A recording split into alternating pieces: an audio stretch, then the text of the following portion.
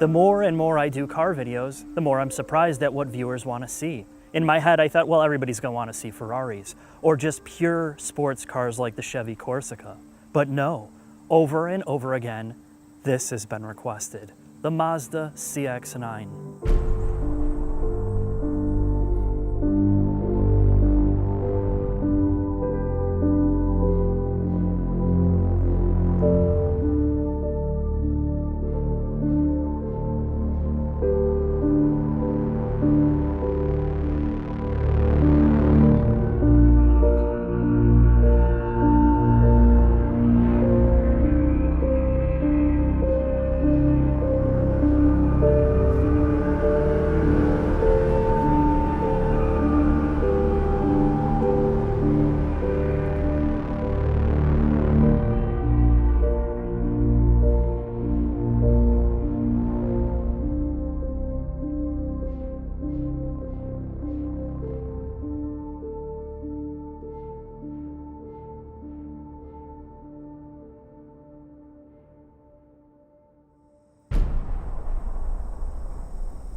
Believe it or not, the CX9 is on the same architecture as the CX5 and the Mazda 3. You would never guess because this thing looks immense. It's wider, longer, it's just more beefy. Now when you talk about exteriors, everybody's got a different opinion. And you look at that, I almost got in a fist fight over that grille with Turbowski. Straight on, I think it's one of the best integrations on any Mazda car. But when you get to the side, it looks like you drove it into a wall, and that's what he said. And the more I look at the car from the side, the more I feel the same way. So let's talk about the front. You have LED accents in the headlights, much like all the new modern Mazdas, but you also have LED low beams and high beams, which are a really nice touch. The light output is excellent at night on this car. Coming along the side of the CX9, this is where you start to see that upsizing effect that I spoke about earlier. The lines work really well on this vehicle specifically. It doesn't look awkward like it does on some of the smaller cars. One of my favorite parts are these gunmetal-ish 20-inch wheels, and yes, I know the tires are gonna cost a ridiculous amount for this car, but it looks so good here. But where this falls apart, and we talked about this in the shop, is this. These plastic, non-painted panels all over the car, and it just is a total distraction here. And then on top of it, they stick this chrome finishing accent on it, and it just, you know what, would take this and I would have a body shop paint all of it. I just don't like it. The back of the CX9, I can just describe it really in one way, and that is streamlined. The lines are really clean. There's just not an overuse of anything. I'm not a huge fan of the chrome, but the taillight design is compact. The center lines are compact. It just looks really clean and efficient. Now, unlike the CX5, this has a power lift gate, which is just like every other power lift gate. It's way too slow. You really don't have much manual control over it.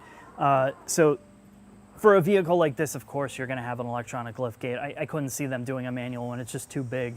Here's what's good about the back end of the CX9 is everything's manual back here. To flip down the seats, the actual headrest goes down automatically when you pull this lever and you push it down. Now pulling it back up is a little bit of a stretch, and I'll be honest, I don't like it at all. I have longer legs. If you're really short, this is probably gonna be a pain in the ass for you. The second thing I don't like is these handles here, these release handles. They feel so cheap. They feel like I could literally break them off and probably 100 times of pulling this, especially if you're really reaching in a hurry. I don't know how they're gonna hold up, but I'm just saying, try them out for yourself. The next thing is there is a ton of room when you fold down all these seats. Now the other negative here is there is a huge gap in between. And I noticed that right away when I threw my tripod in the back. It would always get stuck in between the seats. And God, does it piss me off because I can't reach it from the back. I have to go in the back door, dig it out and pull it up. And I can't move these seats back, the frontal seats to close that gap. And I'm not sure if there's something I'm missing here, but it's definitely something to note.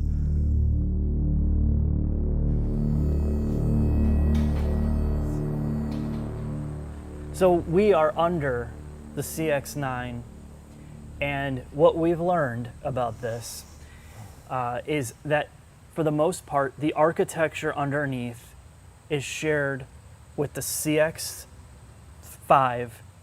and the Mazda 3. So a lot of all this has been reused. Now, in terms of suspension components, linkages, bushings, tie rod ends, all that type of stuff is all unique to the CX9 and has been upsized because this is a much larger vehicle. But you can tell with the frame structure and the subframe structure how much room is in this suspension and the wheel wells on this because they've moved things outward. And it obviously it's nice because you can actually see in here for once. The front part of the underbody is like identical to the other Mazdas we've seen. You have front aero panels. All of this is covered up for airflow purposes. There is strategically mounted drain holes and holes all over the place. There's large amount of holes. We should count them.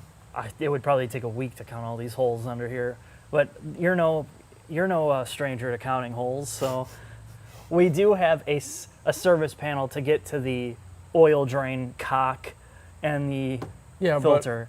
But why do they have 2 screw type fasteners here and 2 push-in type fasteners here? Why not just go all 4 of these? Because these are going to break off, or some yahoos are just going to throw them out. Right. And it's going to fall off anyways. I don't like it. Strut-based front suspension, no adjustability for alignment aside from toe, but something you notice right away that's different from the other Mazdas. What's that? The rubber isolators. Oh, yes. Vibration dampers. They have them strategically placed along this car. You have one on the lower control arms, and you notice some other ones too. 2 on the struts. Yeah, 2 on the actual struts themselves in the uprights. Interesting. And the actual wheel wells are coated with a material to reduce road noise. It's a felt-like fabric that reduces tire and wheel noise, tire road noise, whatever. So that's really about it on the front, Scott. So as we get to the back in the middle of the vehicle, this is an all-wheel drive model, and I cannot believe they offer a front-wheel drive only for this because of the torque output at low RPMs. But these on-demand systems in most all-wheel drive cars or SUVs of this type are primarily front-wheel drive biased. Now, the drive shaft is always spinning while it's driving, and this whole rear end is activated via an electromagnetic clutch, which is controlled electronically. So when the computer decides that it needs to send power to the rear, sends voltage, locks that clutch, and can slip the clutch as well to send power to these rear wheels to balance out the power split front to rear. Now, this is not any different than all the other systems from Toyota, Hyundai, Honda, all of that, it's the same. Now, where Mazda differentiates, where they talk about this all the time, is their use of sensor data. They want to make this as proactive as possible, which means it looks at ambient temperature, it looks at steering angle sensors, it looks at G-force, yaw rate, so it knows if you're on a hill. If you're on a hill, obviously, it wants to send the power differently. It knows when it's super cold out, potential snow. When your windshield wipers are on, it knows when it's wet. So it can always adjust the power before you get slippage. It can react faster than you can. So that's their big thing. They've spent a ton of time with that. Now, in terms of the actual drivetrain, from talking to Dave, or I've emailed Dave some questions, this is almost identical to the CX5. The differential is identical. They haven't really upsized it here. Most everything is shared from the CX5, and actually in the CX5 during the planning they knew they were going to build this, so a lot of it is very similar. This is the way of the future, bro. The big wheels and big grills. Yep. How much are these? $200. What's the tread lives? I didn't even look at that. I was afraid to look at that. Pertinent information, $300. God. Okay, so you're gonna pay for a really crummy set of tires on here. About $165 is gonna be about the lowest you're gonna find. These are $200, and you can go all the way up to about $289. Winter tires are about $180 for this. So it's something to note in terms of consumables, and you'll probably get, what, 2 years out of these? 3 years? Who's driving. You're driving it a year. Yeah, with all the torque in the front, at least you can rotate them, because I think you're gonna be tearing up the fronts if you're driving hard. You said this hood is almost as long as that, what? 1963 Bonneville. This is what I say, 48 inches from the middle to here. That's 52. The Bonneville's 52 and this is 48? And that has a proper engine and a proper layout. What's not proper about this? Just look at it. My God. Okay, so let's talk about this because this is a big deal. A lot of people that are huge Mazda fanatics or fans in general have been waiting a long time for this 2.5 liter to have a car that makes some horsepower and torque. So here it is. They should have built a V6 instead of did this to a 4-cylinder. They didn't want a V6. That's why they built this, is to avoid having to do V6s and V8s, because they feel they can get the same effect out of a Turbo 4 as a V6, have it more powerful, more efficient. And 10 times more complicated. It is complicated, I'll give you that. I would not want to work on this car. We looked at it front to back, and compared to the regular 2 liter and 2.5, this is vastly more complicated. So let's talk about what makes this special and why they did it the way they did, because this is much different than a lot of the other turbo applications that are out there. For one, it still has a high compression ratio. Why didn't they just do a diesel? That's what this feels like driving it, because diesel has more problems with emissions. And they do have a diesel in Europe, but they can't bring it over here because they can't get it certified to pass California emissions, all the emissions nonsense. So that's why they're doing this. So the first thing that they attempted to do was create a turbocharged motor that has almost no turbo lag. And to do that, they've had to custom make or custom design a head with 3 exhaust ports instead of 4. So your outside cylinders have their 2 exhaust ports. Your middle 2 cylinders share 1 exhaust port. And they've done trickery with the way they get the exhaust gas out to help pull the exhaust gas out of those middle 2 cylinders so all the exhaust gas is coming out efficiently. So one of the ways they've done it is to build a exhaust manifold connected to the head and the turbos right after it. So you have head, exhaust manifold, and butterfly valve, and your turbo sandwiched together. And that middle butterfly valve allows the actual valve to close on those 3 exhaust ports. And what it does is it routes exhaust gas upward to 3 smaller exhaust ports, which it creates a highly more compressed airflow to spool up that turbo almost from idle. So they're using a trickery through the head design, through this exhaust manifold with a butterfly valve to reroute the gas to spin up the turbo fast. And when that turbo gets going, they open up that flap, all the exhaust gases float out full speed for higher RPM action. So what it gives them is the ability to have no turbo lag at the lower RPM, provide consistent linear power. That's what this is all about. So we got a couple other things to talk about. The EGR system is cooled. Well, that's what this has, an EGR cooler. And the whole idea is to cool that exhaust gas that's going back into the intake or into the engine to reduce cylinder head temperature. High compression, higher risk of knock. They want to reduce the risk of knock. Really, there is so many tricks in this engine in terms of head design. They've taken measures. I asked about carbon buildup. That was the big thing. Now that they have a turbo on this, how are they going to deal with intake valve carbon buildup from the direct injection? And Dave won't have it. Yeah, that's what Dave's answer was. They're not going to have to deal with it on here because the air blows too fast past the intake valves, it can't ever stick. Right. Well, no, it wasn't so much about the speed of the air. I know. It was about the temperature, that they're able to control the combustion and the ignition temperatures and all of that in the cylinder head to prevent the carbon from building up. If you can keep the temperatures in there at the proper range, you don't get as much carbon buildup. And the way that they've designed their actual cylinder walls, their ring design, all of that, there's very minimal blow-by, including the way they've done the turbo seals. There's a lot less oil, a lot less blow-by. So long story short, Dave is saying that carbon buildup on the intake valves is going to be a non-issue on this motor. So we're just gonna have to take him for his word. See. Now, adding a turbo, which Mazda has not had for a while, you run a heavier weight oil, 5W30, to handle the heat, the higher temperatures. So I asked Dave, do they run an engine oil cooler? And they do run an oil water heat exchanger for this car. So technically oil cooling should not be an issue unless you're in maybe really, really hot climate, uphill towing situations, but overall it should be a non-issue for this car. So now the more real question. We could talk about all the technology in here. That's a more in-depth discussion, and you can find more about it on the internet. But the biggest thing that people want to know is, will this fit in the Mazda 3 and the Mazda 6 and the CX-5? If they put a 5-foot long front end on it. Actually, sure. They've said that it will fit in those cars. That it will be, this could drop directly into all of those because it's the same architecture. There's your market. You can start doing swaps. And do some swaps.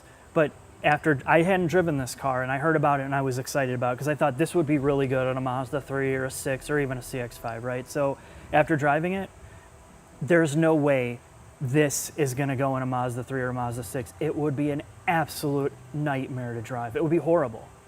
There's too much torque at the bottom end to control all of that to front wheels on a lightweight platform. No, you turn the engine the right way, okay. Send the power to the back. You're not gonna do that on Mazda 3 and 6.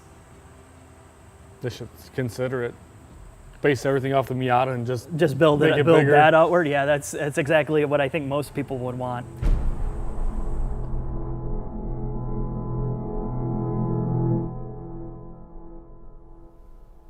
The CX9.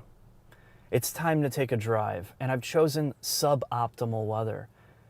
Parts of pavement are wet, others are dry, which is a good test for the all-wheel drive system in the CX9 and including its new power output. So let's take it around the pavement that is broken and see how it does over some chop.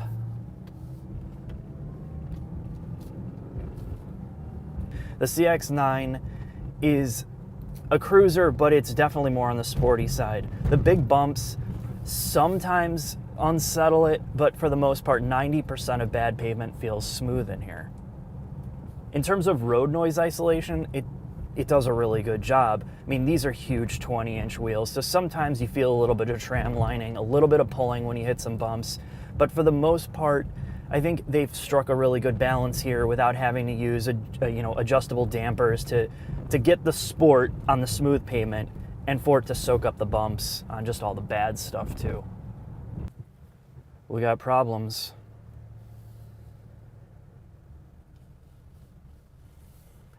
Hey, get in my car. Get in here.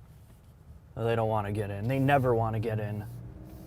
And the CX9 is Mazda's quietest vehicle ever. Now, part of the trickery is, as Dave Coleman and other engineers have stated, is they were able to reduce so much weight out of here they could add some back, which means they've added sound insulation into the doors and particularly the floorboards, and it helps a lot in the overall quality of the driving experience, specifically on a vehicle like this where it's more of a cruiser. You're going to buy this for comfort and not, sporty driving. Now, in terms of fitment and quality, there are some rattles in here, and it's coming from one of the pillars on the front right passenger side, from the plastics around the windows. And I pushed in different areas, and it's a little annoying, but that's exactly what happens when you start to silence everything down. Every little creak, vibration, you start to notice. And that's something that can be very frustrating. Personally, over the life of a car, I'd rather have a little bit more road noise than trying to track down these nagging little creaks and rattles everywhere. The next part about the driving experience is this HUD. And now you no longer have a flip-up plexiglass screen that I wanted to rip off. It's projected on the glass like cars have been doing since the 80s.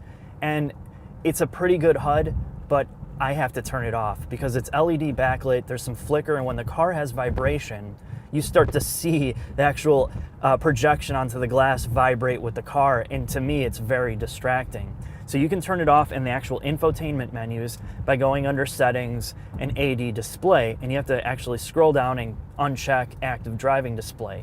Done. Easy. Except when you turn the car back on, it automatically turns back on every time. It doesn't stay off, which is super annoying to me that I have to disable it every time. So then you have to go into the height adjustment, move it all the way up, whatever. This is technology for you.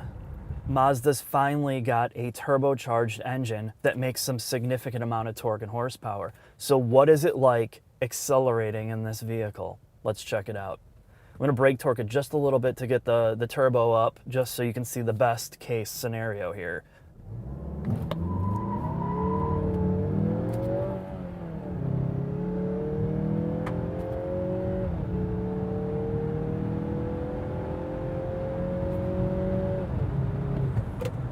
So, first impressions, you feel a lot more torque than horsepower. That initial push back into your seat at the lower RPMs is where you feel everything. As it starts to wind up towards the higher RPM, it falls off, and you actually have to shift sooner in manual mode to get the most out of it. Let's check out the handling in some of these damp roads. And I have traction control off, and I'm in manual mode. Dry pavement now, so we'll get some dry grip. Very well dampened over the tracks. You can feel that all-wheel drive system working with initial understeer, and then it starts to neutralize a little bit. It's pretty good. Now we're going to turn sport mode on in the transmission, not manual mode, and turn traction control off so all the stability systems are on.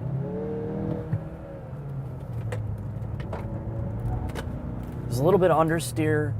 The steering weight is heavy on this car, and one of the things about it is they've tuned this to give you some steering feedback.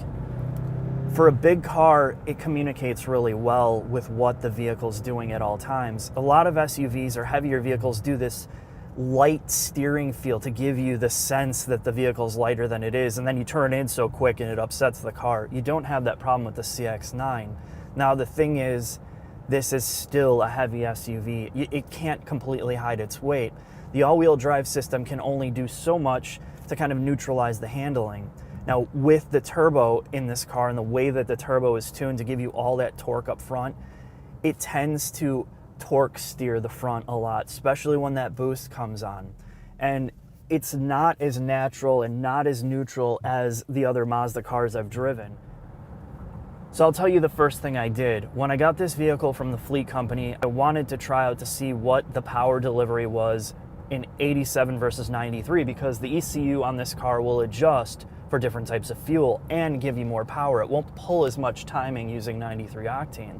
So I burned through that initial tank of fuel, and the one thing I noticed about it was definitely you lost horsepower at the higher end. It felt like you fell off a cliff. You'd get all this torque, and then about 4,500 to 5,000 RPMs, nothing was happening. There was no pull. So I flushed all that out, got 93 octane in here, and after about 100 miles, you can definitely feel there's a lot more pull in the high RPM. It doesn't fall on its face as fast as it did with the 87, which is really good for somebody who wants to drive this in a more aggressive fashion, to have more linear power delivery, and I really like that. You can drive it more like a normal sports car, because this is tuned with 87 octane to not do that. It's designed for people that aren't going to put their foot down. Yeah, so these tires aren't particularly the greatest on wet. As you can see there, it washes out a little bit with the stability system off, but usually it will give you a little bit of slippage with the stability control on. Obviously it's set up for safety and it will correct, but this is definitely more understeer prone than anything. That's to be expected too. I mean, it's an on-demand system. It's going to favor front-wheel drive. Let's take it through the turns in fully automatic here and see how it does. I don't have a lot of confidence in these tires. There is torque steer. You can feel the wheel tugging at you a little bit in this car, of course, because of all the torque delivery. And, you know, they don't have the best lateral wet grip, all understeering through there.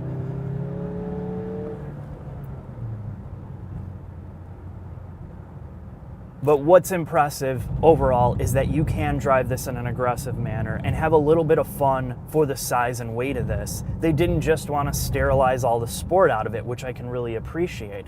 There's comfort, there's good steering feel, there's good low-end power for daily driving, and that's a huge, huge factor for most people. You don't have to wind the piss out of this 2.5 liter turbo to get it going.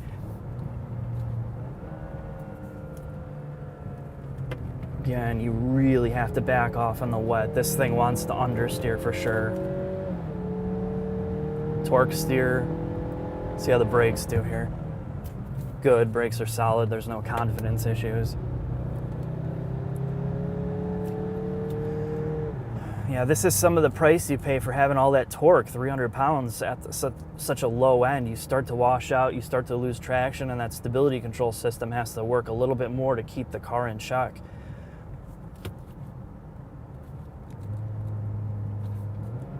Last but not least, the transmission. And I've said this about other Mazda cars.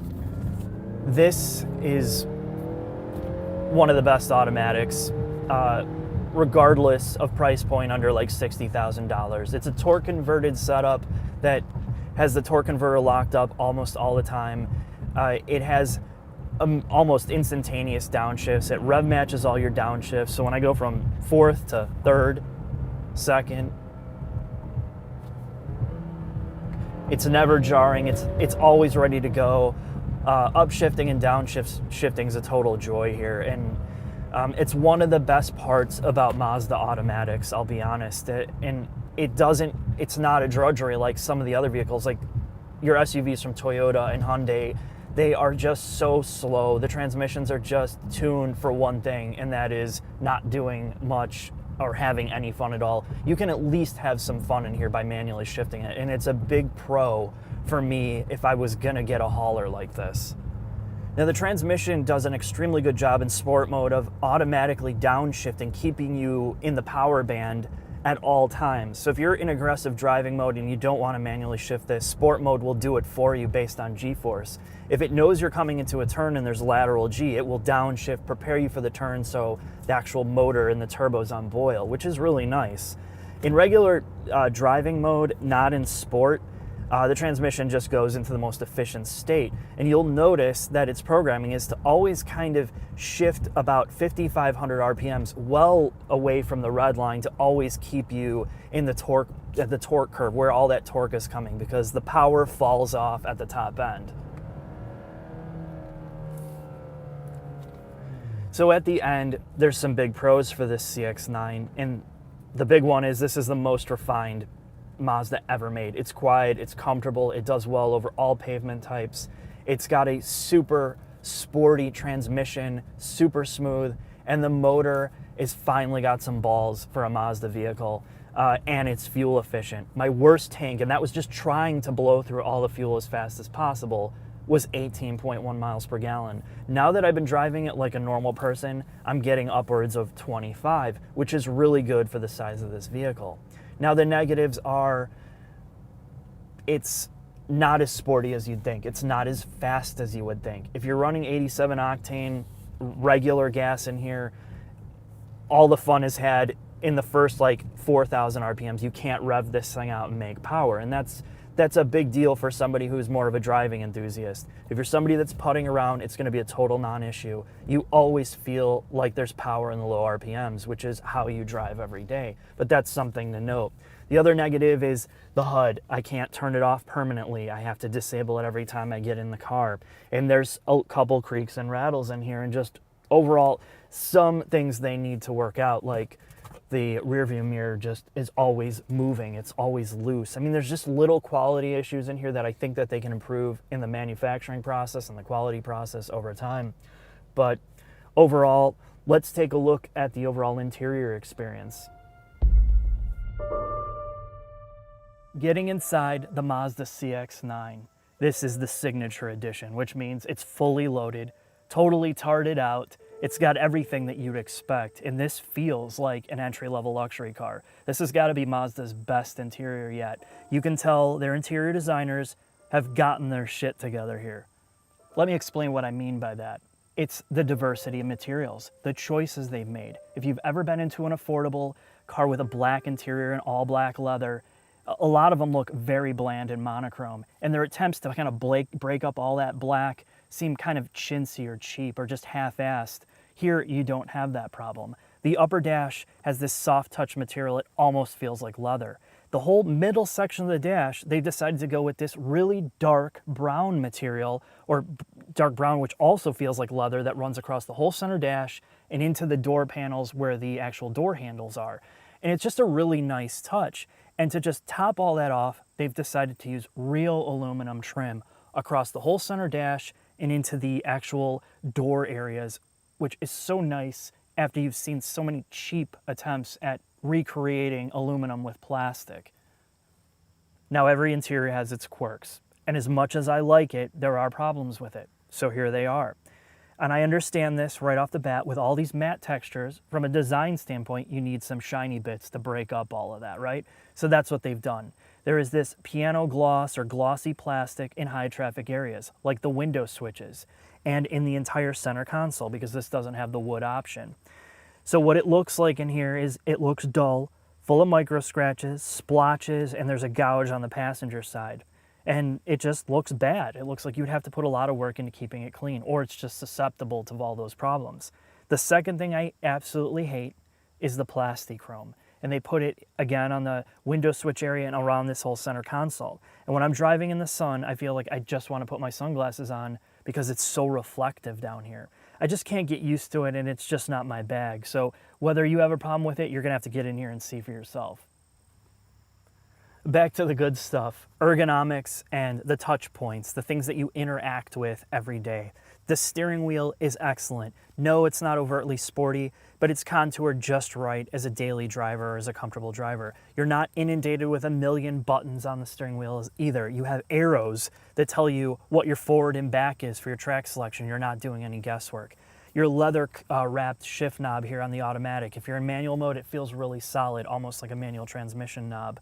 The turn signal stalks, there's no digi turn signals or wiper stalks here. All your buttons are easily accessible. Your HVAC controls are a carryover from the Mazda 3 and Mazda 6 with the addition of the rear control here. Everything works so well, feels so high quality. The padding's in the right place for your elbows. Your right knee area is padded, but your left is not, which sucks. Overall, this is a very, very high quality, luxury feeling interior. In terms of seats, these are the most comfortable seats Mazda's made in a modern car. They're better than the 3 by a long stretch, and they're better than the Mazda 6. They are pretty comfortable. They are not the industry best because there's a little bit of sportiness and firmness here, but overall I like them. The one thing I don't like is the driver's seat. The electronic control, I can't move the seat forward and recline or decline the seat at the same time. It's one button switch at a time, which is a pain in the ass if I have to move the seats forward or back for somebody in the back seat. Now, the weird thing is the passenger seat's not like that. You can do both buttons at a time and it will adjust. So I don't know if that just needs to be fixed or if it's actually a programming problem. Last but not least is infotainment and the sound system. Now, every single Mazda model with this infotainment is identical. There's no variation. There's not 20 different versions of the same thing, which means they've standardized it. And coming from a technical background, I really appreciate what they've done here. Now, using it is nice because it's a touch screen when you're stopped, so it's easy to get around, and it's very responsive. And then you have a central command knob here in the center console when you're moving. Once you master it, stupid simple to use, very little lag, and the steering wheel controls are super intuitive as well. It makes it a very comfortable, non-intimidating user experience. Now, the negative part is this is a Linux-based operating system, and they had an API opened up to developers to come up with applications for this car. And they have not done anything with it in 2.5 years. There's still no Android integration. There's still no Apple integration. And it's falling behind in that regard. As much as it's quick and easy, there needs to be some ability for users to sideload different things to make it more interesting and more powerful to use for power users, really. The infotainment is run off this screen on the dash, which looks like it's stuck up here like a VTech My First tablet for kids. It does not go down, either physically or electronically. It's always there. And that might be a deal breaker for some, but you're gonna see a lot of manufacturers starting to do this same thing, and you know, it is what it is. This second row is where the CX9 starts to get me real hot, real fast. And that's because it makes up for a lot of the problems with the back area. These seats adjust so well, so easily. They're split, obviously 20, 60, 40, whatever it is. It does recline. It has a recline feature. It's all manual. There's no power seats, and it's very comfortable.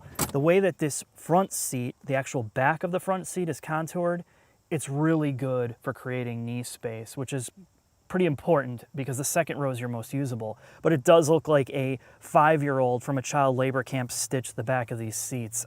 They look horrible. There is HVAC in the back. It's not dual zone, but obviously, at least you get some vents and some control back here. There is no heated or cooled seats in the back, so don't get too worked up about that. Compared to some of the other 3-row vehicles I've been in recently, this gives you a ton of ingress and egress outside into the back seat. Namely, if you're a shorter driver in the front or shorter passenger. If these seats are up in the front a lot, I mean, it's like ridiculous. It's so easy to get in and out of here. It's like 2 legs easily. Well, almost 2 legs, and I'm skinny. But if those front seats are back too much, you're gonna have to be like an evolved chimpanzee to get back there. But I like the amount of space and I like the amount of room, and the 3rd row is pretty usable. Now the negative part is this seat, the bigger one, it takes a lot of upper body strength to move it down and up. And that's one thing, it's really heavy, and I'm struggling to lift it one-armed with my left arm. And if you're a female and you're petite and you're struggling, this is gonna be a pain in the ass. And dare I say it, this is exactly why, if you need 3 rows, I would always buy a minivan over this, because you don't have to fight with all this shit. But I know I just said a dirty word for a lot of people out there that can't even fathom owning a minivan.